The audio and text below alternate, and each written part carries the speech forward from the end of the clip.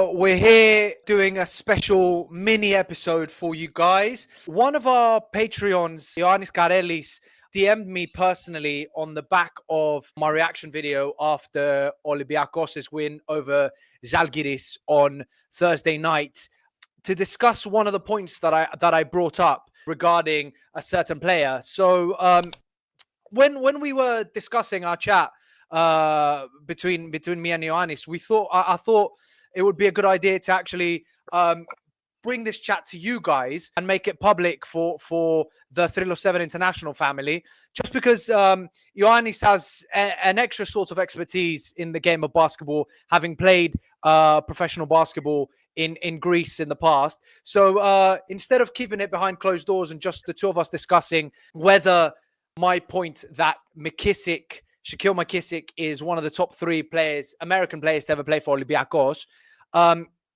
whether that's true or not, we thought it's better to bring it to all of you guys and discuss it here publicly.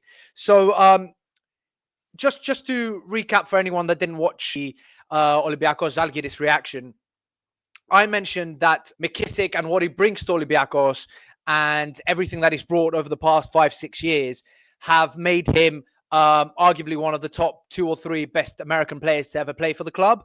And maybe one day, especially if he retires with us, he could actually top that list.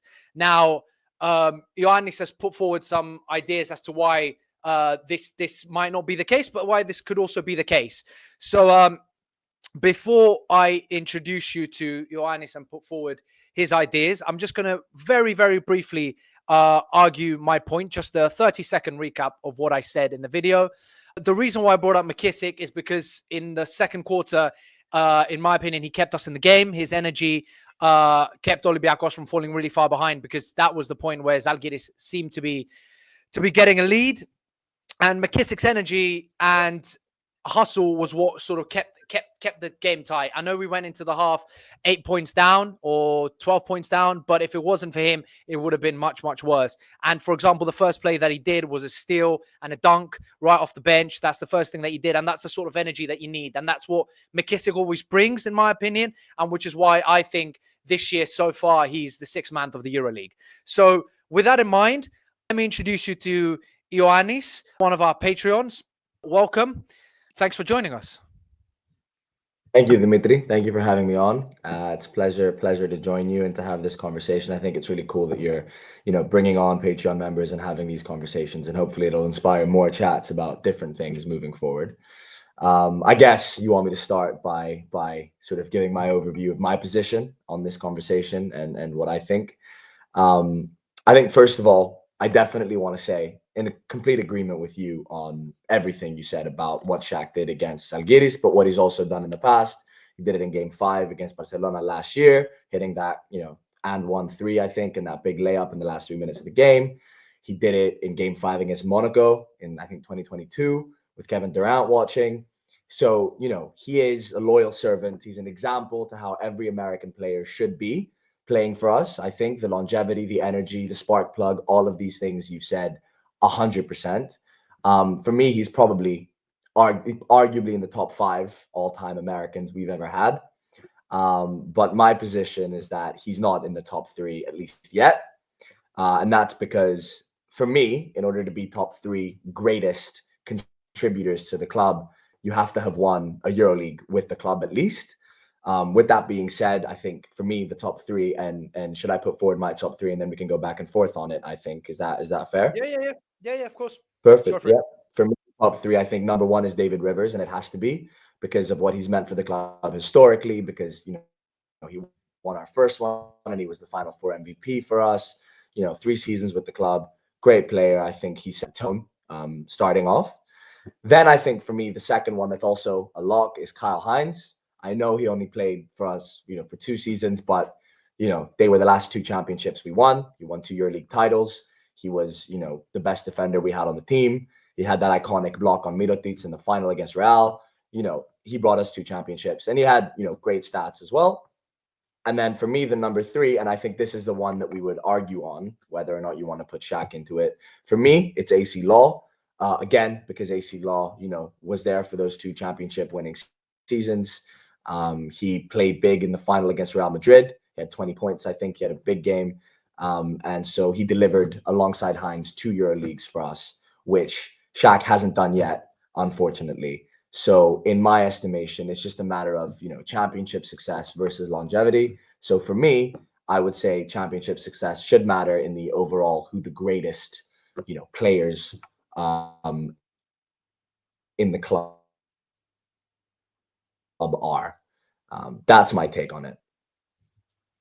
Okay, so I hear what you're saying, and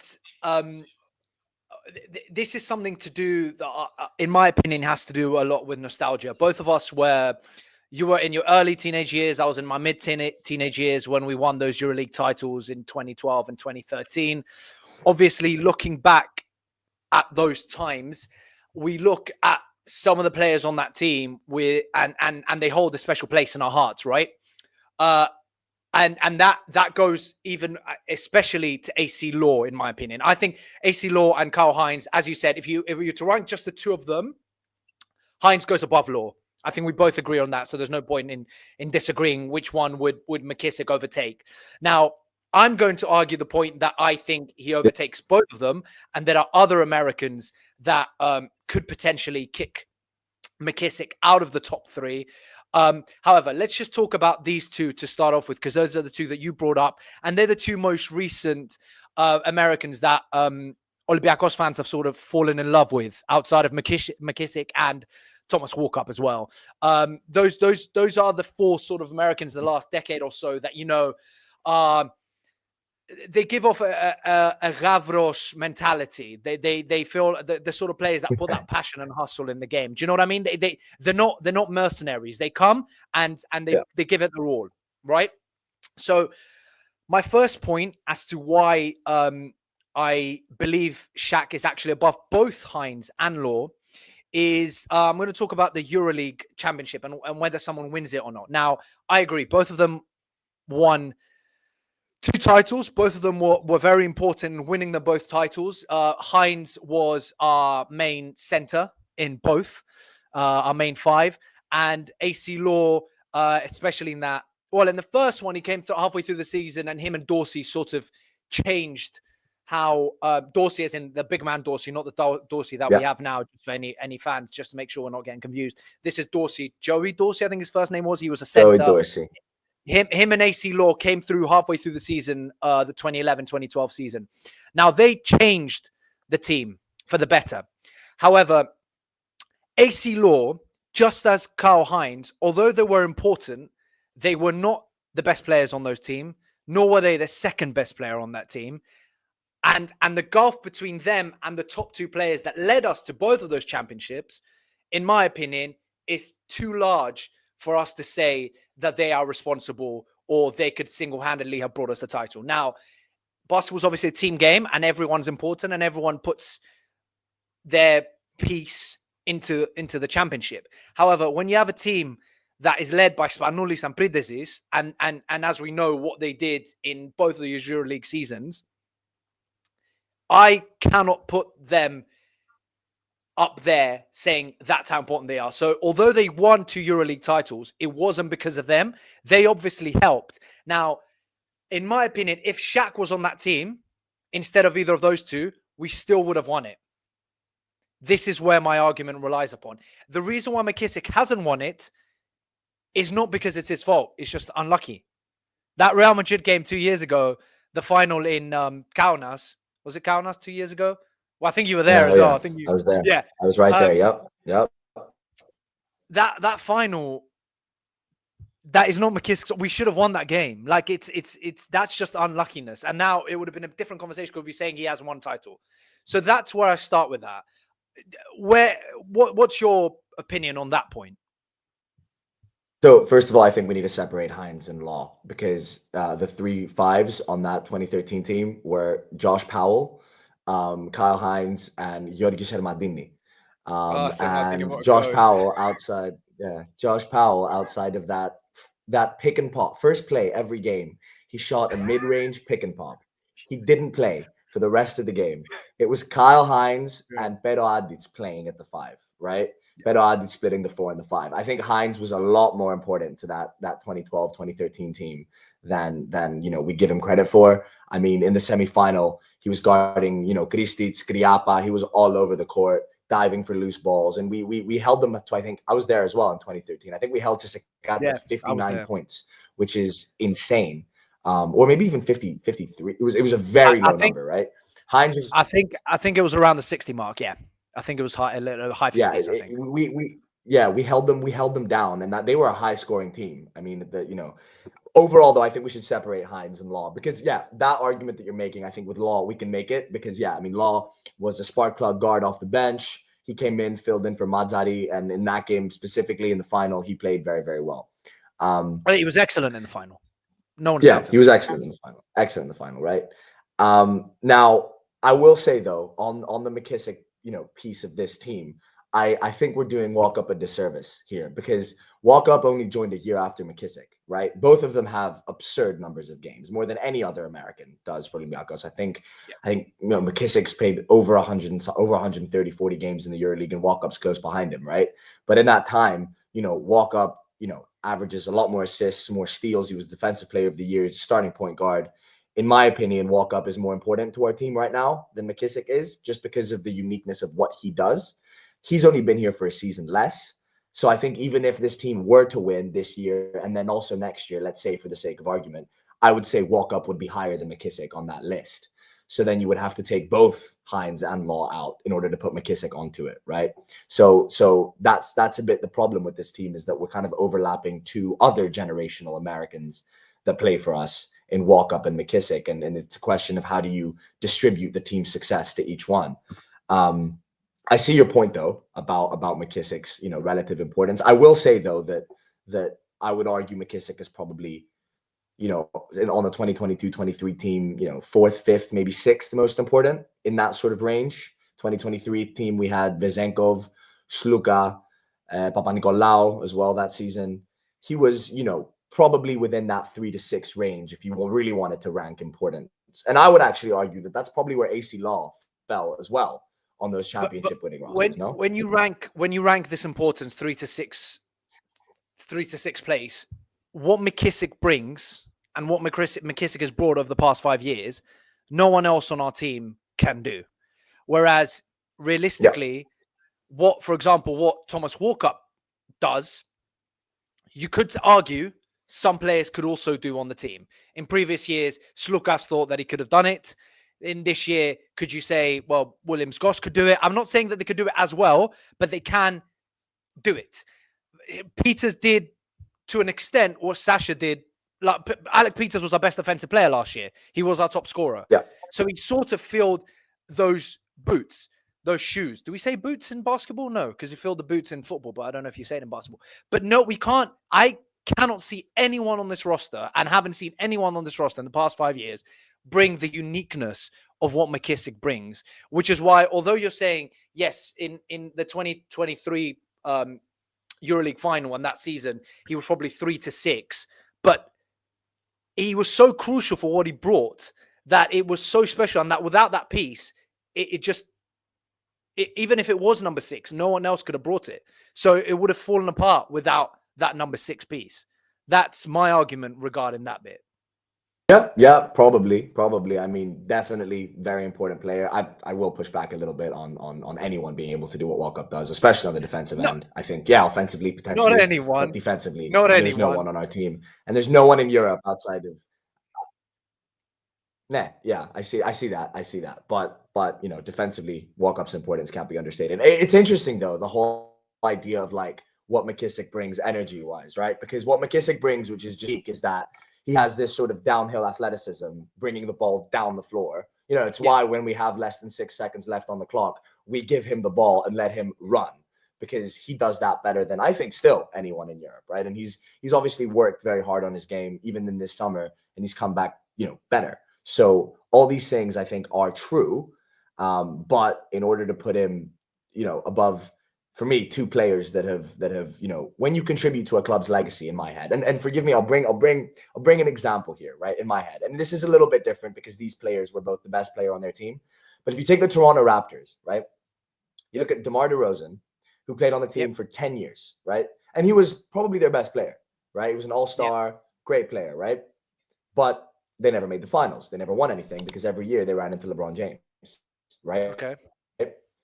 Then you take Kawhi Leonard, who played there for one season and he won a championship with them. I'd probably argue with you that in 20, 50, 100 years, Kawhi Leonard is going to be written down as a better Toronto Raptor and a more great Toronto Raptor than DeMar DeRozan is. Just because you might have played more time for a team, but if you've brought silverware, if you've brought moments, if you've brought happiness to the fans in a unique way that this team, unfortunately, and they've brought me a lot of happiness, don't get me wrong, but they haven't, I've been to 2 Final Fours with this team and I've seen 2 buzzer beaters send us home, right?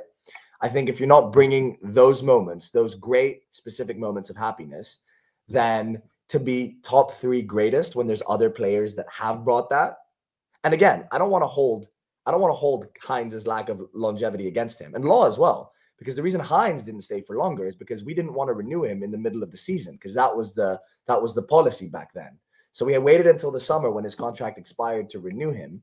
But then what happened was Tseka came and offered him significantly more money than we were able to at the time. And that's why he didn't stay with us for more seasons. That was what had happened with Hines, which was, I think, the biggest mistake we ever made was essentially letting that team break apart after the summer of 2013. Papanicolaou left, Hines left, Law had to leave because of injuries, but we can't hold necessarily Hines and Law's lack of longevity against them. I think it's also a subjective thing, because we might be influenced by outside factors, and when I say that, I mean in other sports, like for example, I disagree with this whole Kawhi Leonard, DeMar DeRozan thing, or for example, like people that say Carmelo Anthony wasn't a great Knick, or Chris Paul isn't one of the greatest basketball players ever to have ever played in the NBA just because they've never won a championship. Like, and then the classic example I think in all of sports is arguably one of the best football players to have ever played in the Premier League, Steven Gerrard, has never won a Premier League title, but yet Jordan Henderson won one with Liverpool when he was captain. Does that make Jordan Henderson a better player or a better Liverpool player or a better Liverpool captain? And it's in all team sports, because basketball and all team sports are team orientated. Although it's important to win stuff, you can't base someone's importance and quality, in my opinion, on just that as an argument when they've offered more over a period of time. So if it was 2 or 3 seasons and we were comparing it directly, even if McKissic had better numbers, which we have the numbers in front of us, you very kindly provided the numbers. Even if McKissic did have better numbers, then I'd argue the same as you. They brought the championship. But the fact that it's been 5 years at this consistent level and he brings something different, and it's not just like quality, but it's also the passion and the energy that is something that you need in modern sports, to connect with the team and to sort of lift them in a way that sheer quality doesn't just do on its own. Then this is where my argument comes in, because I think it's more a multifaceted sort of reasoning behind it. And it might be my heart talking, because the way he plays sort of touches, and I think at all of our heartstrings. It's the same with Walk Up, right? It's the same with why I personally, and why I think a lot of fans preferred Isaiah Kanan to Dorsey, to Tyler Dorsey, because you saw that he cared. Whereas, unfortunately, I don't want to call out Dorsey here, but there are certain players that you see, it doesn't mean the same to them. Do you know what I mean? So I think that it might be that I'm getting emotional over that, and it might be that that's affecting me, but I think that also plays a big part. Yeah, and don't get me wrong, I think emotion plays a role in my headspace here as well, because I'm sitting here watching what has been, in my opinion, the most consistent and best team in Europe over the last 4 years, and we've got nothing to show for it, right? And so to a degree, it kind of becomes like, okay, I don't blame Shaq necessarily, but when you've got other teams, and I don't want to name names, that come in one season and win one, then it's like, okay, we have to win one as well. So if you don't fulfill your job, which is to deliver one, and you have to deliver one, like that is partially what you have to do. Yes, I'm with you, but Steve Gerrard did deliver one. He delivered an iconic performance in the Champions League final. and he brought them back from the dead. So he still did deliver something quite important to Liverpool in a year where And they then had you can say absolutely no business Shaq winning delivered two anything of the league sort. titles in Greece. Then you could say that Shaq delivered 2 league titles and 3 cups because he's won other silverware. Are we judging this solely based on the EuroLeague? Or are we judging this on other silverware as well? Because I think McKissick was crucial in other silverware. Steven Gerrard delivered 100%, but Steven Gerrard delivered the Champions League. He didn't deliver the the League Cup. Like I'm trying to compare sort of like for like here as well. Like you have to deliver. I think you have to deliver something because yes, Shaq delivered league titles for sure, but in those seasons, the league title was a foregone conclusion, in my opinion, right? I think it was pretty clear that we were going to win it. And I think last year, which was the first year that it wasn't a foregone conclusion during Shaq's tenure with us, we lost it, and we lost it badly, very badly. Although I'm not sure Shaq was. Oh, I don't think Shaq was playing in the finals. Yeah, that's one of the reasons why I think we lost it, because he was one of the foreigners that was out. I mean, think about it though. This goes back to that point that who can bring what McKissick brings. If we had him in the Greek league last year in the finals, would we have won? Because the games that we lost, all 3 of our games that we lost were very, very tight. All 5 of the games were very tight. There were like 3 or 4, 5, 2 points in it. I don't think any game was more than 5 or 6 points. So having a player like him come off the bench, give you that spark, sort of get everyone going, I think could have made the difference. And I feel like I don't want to tire, and I don't want to keep circling back to my same point when it comes down to the different thing that he brings.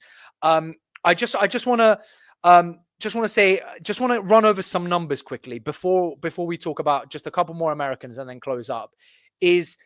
So as I said, you very kindly provided us the numbers. I started it yesterday, but you finished it with the full numbers here of a lot of Americans. But McKissick has played the most games out of every American that we've ever had at the club. He's played 165 games. He has averaged 8.6 points, 1.9 rebounds, 1.6 assists, 1 steal, and a PIR of 8.4 over these 165 games. Are these 165 games of the EuroLeague, or are they in total, including Greek League? EuroLeague. Just EuroLeague. Okay. Perfect. Yeah. So, as I said, 8.6 points. Compare that to AC Law, 6.7 points. So McKissick has 2 points more and 110 games more. Rebounds, 1.9 for McKissick, 1.8 for Law. Assists, Law is 2. McKissick is 1.6. So Law wins that one. Steals, McKissick 1, Law 0.6. Blocks, McKissick 0.1, McKissick Law 0.0. That means blocks. That's nothing. PIR 8.4 for McKissick, 6.3 for Law. So apart from assists, McKissick, all of his stats beat Law. Right, let's look at Hines. Hines has 1 point more on average than McKissick, 9.6 instead of 8.6. He has more rebounds. Obviously, he's a big. McKissick has more assists. He has more steals. He has less blocks. And Hines has a better PIR. So numbers are saying Hines significantly better. Now, this is where it gets interesting. And he has 2 EuroLeagues. Because when you look at stuff like PIR, then McKissick has a better PIR than Rivers, which is peculiar. Well, the Rivers, Rivers. So Rivers actually played for 3 seasons, but only these numbers only include the EuroLeague season he played, because the seasons he played before that in the 90s weren't actually part of the modern EuroLeague. So I think his PIR was significantly higher. So it's not considered. But Rivers' unique thing was that he was a Final Four MVP as well, which the only other Final Four MVP he's ever had is Spanuli. He delivered a title, I think. If you deliver a title as a Final Four MVP, David Rivers is a safe one, and this is where I'm going to move on to after this. I'm going to explain why. After chatting with you and seeing these stats and chatting both over DMs and over this conversation, my opinion has slightly turned, and this is no hate to McKissick, because I've mentioned this countless times. He's my favorite player. He's been my favorite player for years now, and I've mentioned why I appreciate him so much. However, some of these other Americans that you've mentioned here are worth mentioning because of our generation, we haven't been able to watch them play. I never actually got to watch Rivers play properly. I've also never got to watch Eddie Johnson, Roy Tarpley, or Alfonso Ford, which all 3 of them are also brilliant Americans with brilliant numbers. I mean, Alfonso Ford, the scoring title. The Yeah, scoring Alfonso title of Ford the EuroLeague averaged is 24.8 points. Tarpley averaged 20.9 and Eddie Johnson averaged 21.2. Tarpley also averaged 12.9 rebounds. This man was averaging a double-double in the EuroLeague, which is 21 and just 12. not normal. Do you know what I mean? So, and Alfonso Ford's PIR, this is insane, is 23.5.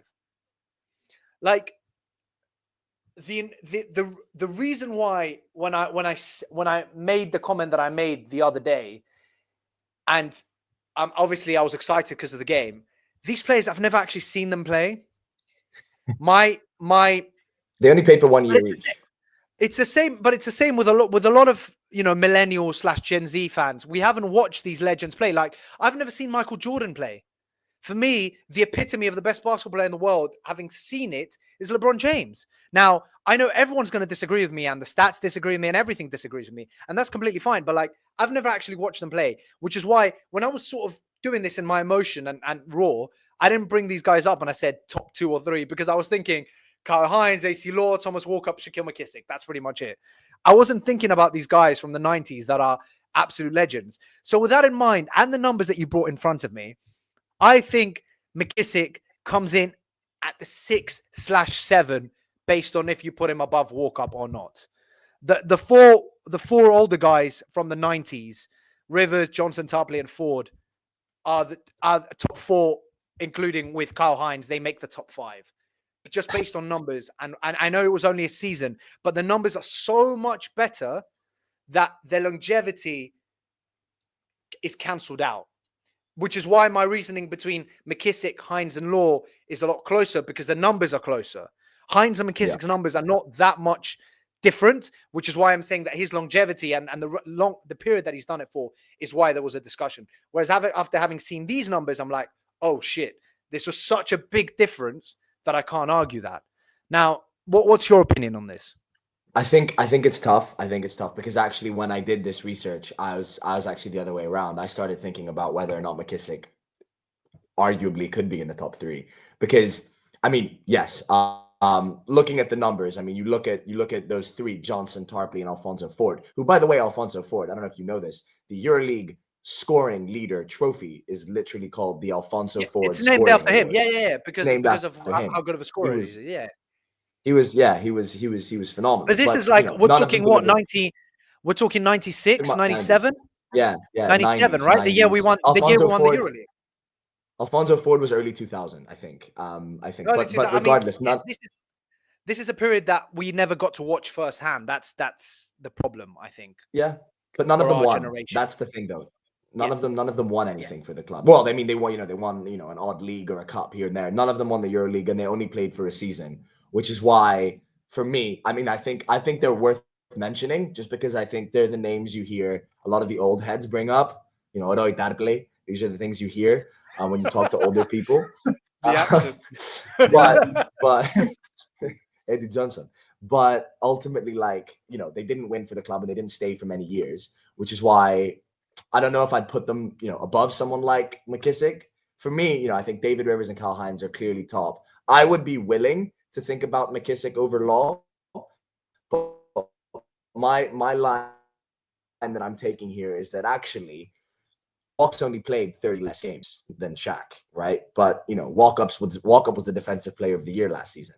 Walkup, if we win the EuroLeague, he's going to be the starting point guard in the EuroLeague on the championship roster, and arguably more important than Shaq. I'm not saying he is, but I'm saying arguably because no one else can really do what he does. I mean, you've got Vildoza, you've got Goss, you've got Dorsey, you've got all these guards fighting for a position in a world in which Thomas Walkup is completely safe, and that's worth mentioning, right? People are talking about Keenan Evans coming back, and they're saying whose position is he going to take? They're not talking about Thomas Walkup. They're talking about whether Goss, Vildoza, or someone else is not going to play anymore. Everyone seems to be so convinced that Walkup's going to continue playing. And rightfully so. He's been our starting point guard for 4 years, and we've been to the Final Four every single year he's played for the team.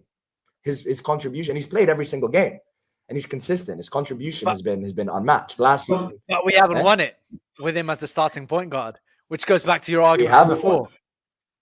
We haven't won it with him as a starting point guard. That's correct. I'm saying if we do win it, then I'm willing to put him above AC Law for sure. and then maybe Shaq as well if he has one. So they would both go above Law. I'm still not prepared to put them over Hines. I will admit, hindsight is 2020 because Kyle Hines, after leaving us, went on to have. I think Kyle Hines is the greatest American to ever play in the EuroLeague, just based on pure numbers. Well, he's won what, 4 EuroLeague titles. He 3 Defensive Player of the Years. Yeah, he only just lost the most appearances record to Sergio Yui yesterday. He only overtook him yesterday. So yeah, I mean, yeah, it's right. Okay, it's a hard one. I've got two more questions for you. Two last things. Yeah. Can you list your top 5 then after having this half an hour discussion? If there's a gun to your head, list them for me right now. We haven't won. The season isn't finished. Right now, there's no guarantee we're winning it this year. In order, yeah. Rivers, Hines, Law, Walker, McKissick. Just in terms of contribution to the club. As individual talents and players, there's a lot of people you could bring in. You could bring up Eric Green. You could bring up, there's a lot of different Americans. Eric the Gunner Green. Eric the Gunner. There's a lot of players you could just pull out and bring up that had one great season for us, right? I am taking into account both longevity. I'm taking into account winning and obviously how good they were. But that's why for me, Johnson, Tarpley, and Ford, albeit individually probably better than any of the players we're talking about here, with a debate on Hines and Rivers, I'm not including them in my top 5. My top 5 is Rivers, Hines, Law, Walcott, McKissick. Okay. Yeah, I mean, my top 2 is the same, Rivers and Hines. You have successfully persuaded me, and I think it's just being able to chat with someone else and see numbers and stuff and the importance. I'm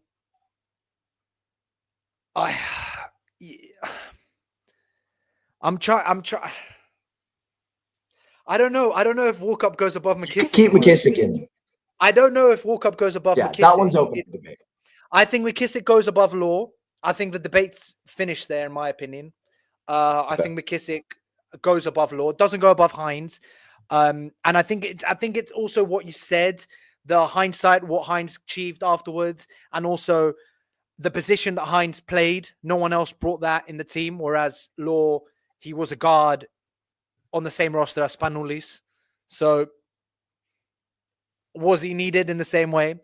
So then it just goes, do I value what Alphonso Ford, Tarpley, and Johnson did for a season over what McKissick has done over 5-6 seasons? Unfortunately not. I have to put McKissick at 3. And this is just, maybe it's the soft spot, maybe it's the love, I don't know. It would probably go McKissick at 3, Walkup 4, and then probably Alphonso Ford at 5, just because of, I mean, it's because it's Alphonso Ford because of the name and the numbers. I mean, okay, but this is all, it means nothing. It's just you and I we're nobodies when it comes down to this. What they've achieved is incredible, and what I think McKissick's going to achieve by the time he finishes his career, especially if he retires with us, he will have won a EuroLeague title, in my opinion. Now, one last question I've got, just because this has actually gone longer than I told you it was going to go, so I don't want to keep you waiting too long. Last question. Should, again, put your Olympiacos glasses to the side. Is McKissick in contention for 6th man of the EuroLeague? If there was an award for 6th man of the EuroLeague, is there one? I don't know if there is one. I don't think there is one. But let's say there was one. Is he in contention, and should he win it? Is there anyone else who's better at coming off the bench and influencing a game than Shaquille McKissick? I mean, look, the problem in Europe, and I think the reason why there isn't one, is because coaches are a lot more unorthodox about the way they run their rotations. So, for example, Sluka doesn't start for Panathinaikos. Sluka didn't start for us either. Yeah. So, yeah, because he can't replace Thomas Walkup. But is he better than? Does he bring more than what Kendrick Nunn does? No. So he would start alongside Kendrick Nunn, right? In this scenario, he would start alongside him. In this scenario, yeah. Yeah, but I think the thing with Sluka, not to get sidebarred, I think the thing with Sluka is coaches like having him on the bench to observe the game for the first 3 minutes before putting him in. And Papaluka was the same. Papaluka famously never ever wanted to start games. He didn't start games. He wanted to come off the bench. He won how many 2 titles for CSKA as the 6th man But Yep. Didn't win any for us, even after a lot of years of service, which is why we don't really talk about him in the context of Spanuli and Brindisi. yeah, but and also Spanuli and Brites is the numbers, in my opinion, are. I mean, I haven't looked at them. I have no idea, but just based off what I've seen over the years, the numbers are better for both of them. Surely, compared to what you see these days, the numbers are actually fairly underwhelming, especially when it comes to efficiency for Spanuli. But Spanuli just had that Michael he had Jordan that last classic. Anyways, minute. we He fully had that sidebarred. thing. We fully sidebarred. Yeah, that thing. Yes Yeah, or we no? have. Is McKissick right now sixth man in the EuroLeague? And if not, who is a bigger influence on their team and what they bring to their team? For me, no, because I don't think. Okay. I think he started the season. I think he started the season very, very well. He obviously came in very, very well. Then he cooled off for a little bit. Now he had a great game against Zalgiris, of course, but in the last 5 or 6 games, he hasn't really been what he was to start the year. Now, putting me on the spot, having to tell you who I think the sixth man is in EuroLeague in general, I think you have to look at the teams that are high up. So Monaco, you'd have to look at. I don't even know and see who their sixth man is. I'm not 100% sure, by the way, if McKissick would be the sixth man candidate for our team either, because Who's the I'd have sixth to man look in at, our for team? example, well, it's Barzoka's rotations are sort of, there's a lot because we have such a deep roster. Like Milutinov is technically a sixth man as well. Like if you look at Milutinov's stats, I mean, he's averaging like 11 and 8, like Yeah, or maybe but 10 or something to that effect. But what I mean is that You'd have to kind of look at McKissick's it. minutes are guaranteed every game in the same. The subs are always the same, and it's like a he'll come on at the start of the second, he'll play the whole second, and he'll play the whole of the fourth. It's like classic sort of bench player. Whereas Milutinov might end up playing 3 minutes, or he might play 33 minutes. Do you know what I mean? This is the Okay. difference. But it's tricky. It's what you said. The European rotation is completely different at the NBA, which is why sixth man of the year, you can't really say that. You can't. I agree with you to that extent. It's more of a, when he comes off the bench, what McKissick brings, you don't tend to see it in the European style of basketball. You see it with Paris, the way Paris play, because they're fast, they're energetic, they have that hustle. But in European basketball, it's a lot more calmer and a lot more thought out. You don't have a player that just comes off the bench and goes, boom, there you go. We've just clicked that switch. Go. You don't really have that. I mean, they have that X factor. I think looking at because I pulled up the numbers quickly just to see. I mean, I think there's 4 players in contention for sixth man for us, in terms of minutes played, and that's Vildoza, Papanikolaou, McKissick, and Peters. It's those 4 that sort of play between that 16 to 19 minute range. Peters' numbers are down this season, obviously, but Milutinov. But not Milutinov. Milutinov actually plays more minutes than Fall, so he doesn't. I don't know if he fits the equation. Vildoza has that X factor because he's got that sort of Latin American. I come in and maybe I hit 2-3 threes, yell to the crowd. He brings energy too in his own way. He's a guard. He doesn't, run the floor and dunk, but he might pull off a couple defensive possessions. He might hit a couple threes. That almost comeback against Paris was to a large degree also Vildoza's work. The issue with Vildoza is that if Walk Up or Fournier or whatever else, whichever one of the guards is having an amazing day, that could knock Vildoza to the bench and play 2 minutes, 5 minutes, 6 minutes. McKissick, the earth could literally open. McKissick's still going to get his 20 minutes. You could literally have all hell happening outside. McKissick's going to get his 20 minutes. Do you know what I mean? That's why I think when it comes down to what's more locked in, because I agree the minutes could be more even, but it's because Vildoza might have played 35 minutes in one game and 6 minutes in the other game. Do you get what I'm saying on that? You might be, his numbers his numbers this season are very good. Like he's averaging 9 points a game.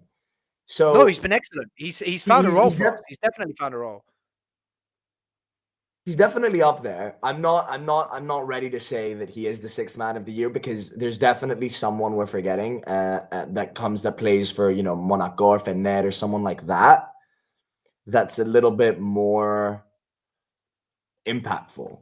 Typically, a sixth man comes in and runs the show for the second quarter, just absolutely runs the show. McKissic is inconsistent. McKissic doesn't act because McKissic averages 9 points a game. McKissic never scores 9 points a game. McKissic is either going to score 17 or he's going to score 4, or he's not going to score any. So, like, yeah, you're right. You're right about what that. you remember is you remember the McKissic games where he comes on. You know, it was, you know, we played against Fener. He did it. He did it now against Zalgiris. He's done it in a bunch of games where he I comes think he on did against and Real he Madrid as asserts his well. dominance. But there's other games. Yeah, he did it against Real Madrid as well. So I think his average is actually influenced by that. He has some games where he has huge scoring games. And the great thing about McKissic is that he's done that in the important ones. Against Real in the final in 23, he did it. He did it against Monaco in game 5, as I said. He did it against Barcelona in game 5. He doesn't steadily give you 9 or 10. He gives you either 18 or 4, and that averages out to a 9. I think for a sixth man, you know, it's an interesting conversation. I hadn't really thought about whether or not he actually would be it, but I don't want to definitively say so. He's definitely in the running, and after looking at the numbers, potentially probably is our pick for it if Olympiacos were to have one. And given we're high in the standings, maybe. I'll give you that. So what we've learned from today is that I'm basically too blindly in love with the passion and hustle that McKissic brings to actually see the overall picture, and that I will argue to the death that I think he is one of the best Americans to ever play for us, and that he deserves Sixth Man of the Year. But outside of that, I think you make very fair points. And if you look at it you take off the Olympiacos glasses and you look at it a little bit more balanced, then maybe it is a little bit more balanced. But no one can take away what McKissic does, I think. And I think he deserves all the credit that he gets and everything that he's done for this club, because he's proven, which is what you said at the start, what a proper professional, a proper Ravro, someone who cares about the team and cares and wants to play and wants to give it his all. He's not just here for a contract. He's not just here for the money. Like, you see it with his family as well, like how immersed his wife is, that in everything Olympiacos and Greek, like they're teaching their son Greek. Their son was born in Greece and they have a second kid on the way. Like they've properly made Olympiacos their home. And I think that adds to it a lot. And yeah, I think someone like that on a team is crucial. And I really do think that if we were to win the EuroLeague this year, his role in the team is very, very important. He might not be the Fournier or the Vezenkov. I mean, the Vezenkov of the 20 points and the Fournier with the clutch shots and the big shots, but his role is very, very, very crucial. And I would more than happily have him until the end of his career at Olympiacos, even if he's playing 5 minutes when he's 35, 36. I think what he brings and the personality that he is very important to this club. So with that in mind, Ioannis, thank you very much for joining us. Guys, what do you guys think about this whole conversation? I mean, I know Olympiacos fans are in love with McKissic. He's one of those players that everyone seems to appreciate and everyone seems to adore having at the club. But how do you feel about this? Is he top 3 Americans to ever play for the club? If not, is he top 5? Does he deserve Sixth Man of the Year? Is he even our sixth man? Let us know what you think. And then by all means, please get in touch with us. If you ever want to discuss anything, if we ever bring up something in a show or on social media that you're like, oh, actually, I disagree with this, or I agree with this, or I have these points to put forward, please get in touch with us. And you never know, maybe you could come on a show and we can chat about it just like we did with the Ioannis. Thank you very much for your time. Thank you for bringing your insight. Again, it's very good actually chatting with someone and seeing the opposite side of things and not sort of getting just invested into the emotion of what a player brings. And you know, Olympiacos is winning right now and we're looking good. So obviously everything looks perfect, doesn't it? And we sort of make big claims, but it's nice to be able to sort of debate it and see that it's not, maybe it's not as rose tinted glasses as we think. Ioannis, anything from you before we go? No, just wanted to go this idea that, you know, obviously if an American player comes to Olympiacos, how Shaq conducts himself, how he's played, what he's done for the team is what they should look at as an example for what they do. 100%. Thank you for having me on as well, and it's been very fun. Perfect. Thank you very much. Guys, don't forget to like and subscribe and follow us. Thank you very much and have a good one.